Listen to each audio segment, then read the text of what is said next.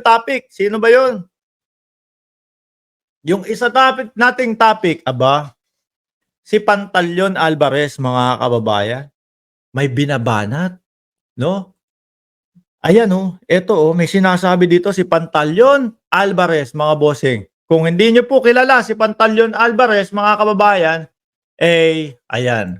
Si Pantaleon Alvarez is naging House Speaker, no?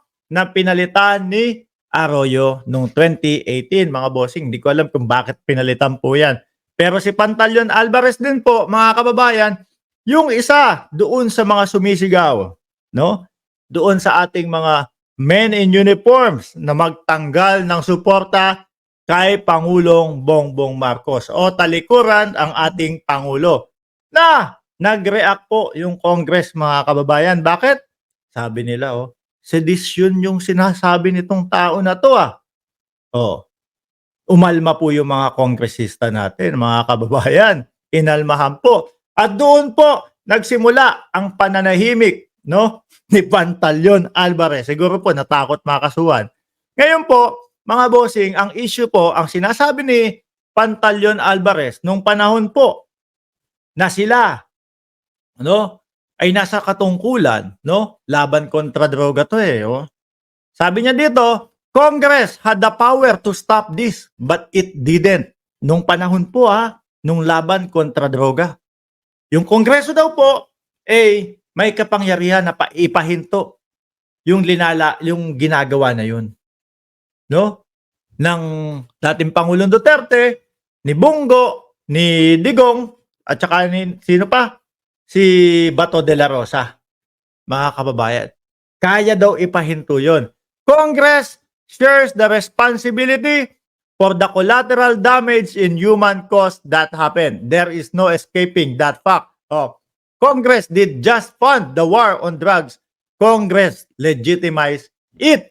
Kaya nga po, mga kababayan, ang sabi po ng mga kongresista natin, Benny Abante at si Congressman Dan Alvarez, no? Dati pinapalakpakan namin, no? Nung madaming mga nahuhuli, madaming mga nakukuha, pinapalakpakan namin dati. Pero nung nalaman namin yung estilo nila, kung paano sila kumukuha, humuhuli, o paano nila niyayari yung mga sinasabi nilang nagdudurog, merong reward money, at merong sinasabi na sila ay napagtripan lang kaya nasama sa listahan, kagaya nila Jed Mabilog, di ba? Jed Mabilog, yung mayor, ano sabi? Napagtripan lang po ako bakit ka pinagtripan? Kasi po, pinsan ko, si dating Senador Drilon. Pinsan ko po yun, na talaga pong isa sa bumabatikos kay dating Pangulong Duterte. Tapos, si Mar Rojas, gustong idawit yung dalawa na yan, ni Duterte. Gustong idawit yan ni dating Pangulong Duterte sa laban kontra droga. So ngayon, ako, sabihin, trip nila ako para sabihin na drug lord ako. Tapos pinsan ni Drilon isasabit na, gagawing ladder. Yung nakita po ng ating mga kongresista, mga kababayan, yung ganong pattern ay, sabi po ni Dan Fernandez, kung alam namin na ganon yan, hindi namin papalakpakan yan. Pero po, mga bossing, yung pagpalakpak po, palakpakan na po natin yung kaibigan natin na si Banat Boy. Ayan, pumasok na ako dito. Sandali, tingnan dito. Wala.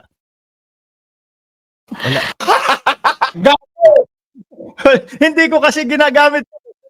Hinahanap ko yung palakpak Banat Boy, hindi para sa palakpak yung hinahanap ko doon sa aking mga tawag doon. Iba ang lumabas. Panoorin po natin yung Banat Boy. Mamaya po, nandiyan po tayo sa channel ni Banat Boy. Bumalik tayo. Kung sakali na nalaman ng Congress na ganun pala yung gawain, malamang wala yan. Hindi papalakpak yan, no? Ihihinto agad nila yan dahil ayaw din ng Kongreso, mga kababayan, ng Ayaw nila ng may lumalabag sa karapatan pantao. Which is, yung reward system po nila, mga bossing, papunta po yun sa paglabag sa karapatang pantao. Araw-araw ko na po ina-explain dito sa channel natin yan kung ano po ang epekto ng reward system. Kung nahuli yung isang individual, imbis na 500,000 lang ang makukuha ng mga kapulisan, pag linagyan nila ng beng-beng yan sa kamay, ay nako, aakyat ng 2 milyon. Yun po ay base kay Bongo, mga kababayan. So, may pagpipilian, may choices ang pulis.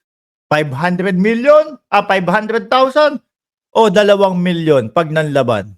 Lagyan mo na lang ng barel, pre. No? Tapos sabihin natin, nanlaban. Imbis na makakapagbagong buhay o imbis na meron pang maisisiwalat na mas mataas sa kanya, wala na. Putol na. Tapos na. Kinuha na yung buhay. Yun ang epekto ng reward system nila, mga kababayan. Kaya naman po, nagsalita si Benny Abante at si Dan Fernandez. Hindi namin papalakpakan yan. O malamang ipinahinto namin yan kung nalaman namin na may reward system kayo, na ganyan yung sistema nyo. Di ho ba? Sir, saan po kaya ang venue ng hearing? Salamat po, sabi ni Miles Valdez sa Senado. For real, super DDS ako, pero tama, dapat magising ang mga Pilipinos. Sa dami na ng lumalabas na katotohanan na DDS pa din, natutulog sa pansitan, sabi ni Ma'am Jing Garcia o ni Sir Jing Garcia. Ako po dati sumusuporta po sa kanila, mga kababayan. Pero nung nakita ko, puro paninira na lang po, wala na, pamumulitika na lang po. Sabi ko, it's time, saglit lang. Kailangan ko ng bumaklas ng suporta sa kanila.